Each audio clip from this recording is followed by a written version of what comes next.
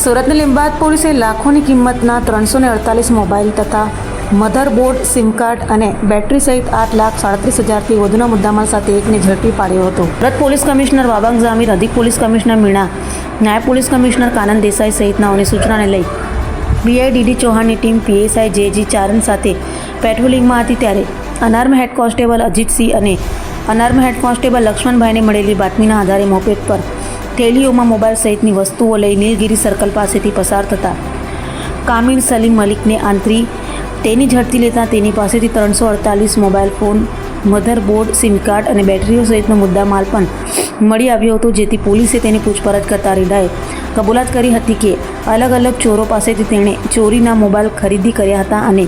પોતાના ઘરે લાવી સ્પેર પાર્ટ્સ અલગ કરી દિલ્હી ખાતે વેચાણ કરતો હતો. હાલ તો લીંબાયત પોલીસે રીડા ચોરને ઝડપી પાડી ખટોદરા અને ઓરિસ્સાના કોરાપુટ ટાઉન પોલીસ મથકના 2 ગુનાના ભેદ ઉકેલી કાઢ્યા હતા. અને પ્રોપર્ટી ઓફેન્સીસને રોકવા માટે થઈ અને ઝુંટો વિસ્તારમાં જેટલા પણ અમારા નાકા પોઈન્ટ વાહન ચેકિંગ પોઈન્ટ ચાલુ છે એમાંથી લીંબાયત પોલીસ સ્ટેશન વિસ્તારમાં એક અમારું વાહન ચેકિંગ પોઈન્ટ છેલ્લા 3 મહિનાથી કાર્યરત છે, જે નીલગિરી સર્કલ પાસે કાર્યરત છે. લીંબાયત પોલીસ સ્ટેશનના PI છે DD ચૌહાણ, એમના ડિસ્ટાફ PSI છે KP જાડેજા અને GG ચારણ, એમની સાથે એમનો સ્ટાફ હતા અજીતસિંહ ગાજીભાઈ અને લક્ષ્મણજી પૂજાભાઈ. તેઓને ઇન્ફોર્મેશન મળી હતી કે ડિંડોલી સાઇડથી જે વ્યક્તિ આવી રહ્યો છે સલીમ મલિક, જે પોતે ખાનપુર સેન્ટ્રલ હોટલની સામે લીંબાયતમાં રહે છે પરંતુ મૂળ મેરઠનો છે, ગલી number 35, new Islamnagar summer garden colony Meerut Uttar પ્રદેશનો છે. એ પોતે મોબાઈલ અને ચોરીના મોબાઈલ, ભંગાર માલ, સિમ કાર્ડ બધું લઈને આવી રહ્યો છે. જ્યારે ત્યાં વાહન ચેકિંગ પોઈન્ટ ઉપર આવ્યો અને ચેક કરતા એની પાસેથી 3 મોટી બેગ મળે છે અને એમાંથી આપ જોઈ શકો છો એ રીતે 338 મોબાઈલ મળે છે, જેમાંથી કીપેડવાળા મોબાઈલ 201 છે અને એન્ડ્રોઈડ ફોન છે એ 140 છે, જેની ટોટલ કિંમત થાય છે 3,30,000. આ સિવાય 7 મોબાઈલ ચાલુ હાલતમાં એન્ડ્રોઈડ મળે છે, જેનું આશરે કિંમત 77,000 રૂપિયા જેવું થાય છે. એમાંથી 2 મોબાઈલ છે એ CR પોર્ટલ પર અમને ફરિયાદ મળી છે કે જે કડોદરાની છે અને બીજી એક ફરિયાદ છે એ ઓડિશાની કોરાપુટ ટાઉન પોલીસ સ્ટેશનની છે. એ બંનેને અમે ટ્રેસ કરી અને એ મોબાઈલ કોના છે અમે ટ્રેસ કરી શક્યા છીએ, પરંતુ 5 જે બીજા મોબાઈલ છે એની અમે કંપનીમાંથી ડિટેલ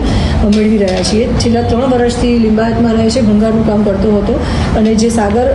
દેવી પૂજક જે દેવરગામ ગોળાદરાનો છે, ભોલા દેવી પૂજક શનિદેવ મંદિર ગોળાદરાનો છે, ચેતન દેવી પૂજક ખોડિયારનગર ડિંડોલીનો છે અને વિપુલ એ પણ ખોડિયારનગર ડિંડોલીનો છે. એની પાસેથી આ તમામ ચોરીના જે મોબાઈલ આપ જોઈ શકો છો એ લેતો હતો. લીધા પછી એમાંથી સ્પેર પાર્ટ્સ અલગ કરવા, મેમરી કાર્ડ અલગ કરવું, મધરબોર્ડ અલગ કરવું, બેટરી અલગ કરવી, સિમ કાર્ડ અલગ કરવા, કેમેરા અલગ કરવા અને તમામને અલગ અલગ કરી અને પર પીસ, જેમ કે મેમરી કાર્ડ 10 રૂપિયામાં વેચે છે પર પીસ, જે સિમ કાર્ડ છે 4,000 રૂપિયા કિલો વેચે છે અને જે મોબાઈલ છે અને મધરબોર્ડ છે અને જે બેટરી છે એ 500થી લઈ અને 1,500 રૂપિયા પર પીસ તરીકે એ વેચે છે. જે વેચવાનું કામ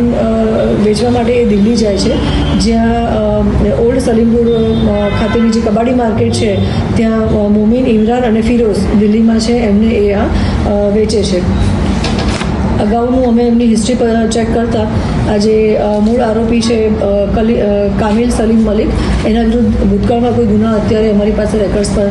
નથી મળ્યા, છતાં પણ અમે એની માહિતી લઈ રહ્યા છીએ કે અગાઉ બીજા કોઈ ગુનામાં એ સંડોવાયેલો હોય તો એની માહિતી અમે અત્યારે મેળવી રહ્યા છીએ.